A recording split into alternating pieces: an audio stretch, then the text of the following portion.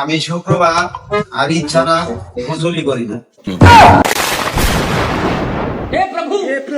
আমি কেন মরি না, আব্রাইল কি সিনে না। এটা কোনো ভালো কাজের মধ্যে পড়ে? এটা কিরকম ভালো কাজ? কিভাবে মানে? যেন পানি অপচয় বলেকে আমি গোসলই করি। দাউদা কাইটালা গিটের খেতা দিয়া যাইতা দইরা মাইরালা গিটের খেতা দিয়া যাইতা সাবান, শ্যাম্পু, সোডা, টাকা লাগবে দেখে এগুলা কিনি। মাইরা ফালাইছে রে লেঙ্কা, মাইরা ফালাইছে।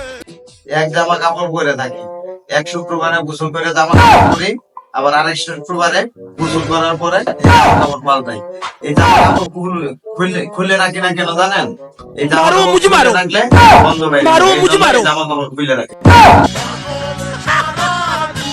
তাইলে কি আপনার আশেপাশে কেউ ভিড়ে আপনার একা একা লাগে না? তাইলে তো আপনি মানসম্পন্ন ব্র্যান্ডের কিছু একটা লোক। আমার গায়ে কি লেখা আছে শুধু খাও কথা তো।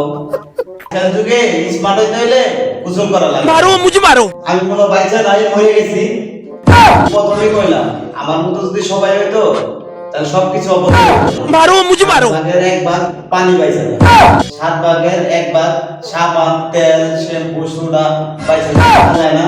আমি থাকতেছি না, মানব কল্যাণের জন্য এটুকু করলে কি হবে?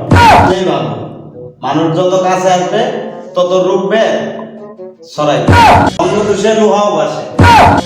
যদি মালপুর আসে তাহলে আমি মালপুর হয়ে যাবো, আর যদি জোয়াপুর আসে তাহলে আমি জোয়াপুর হয়ে যাবো। তার সাথে আমি একা একা থাকি, এটাই ভাব। এটা হলো আমার প্রতিভা।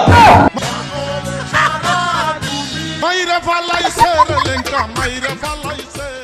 আমার সাবান সোডা লাগে কম, আমার কামও কম, ঘুমও বেশি। আমি কেন মরি না, আব্রাইল কি সিনে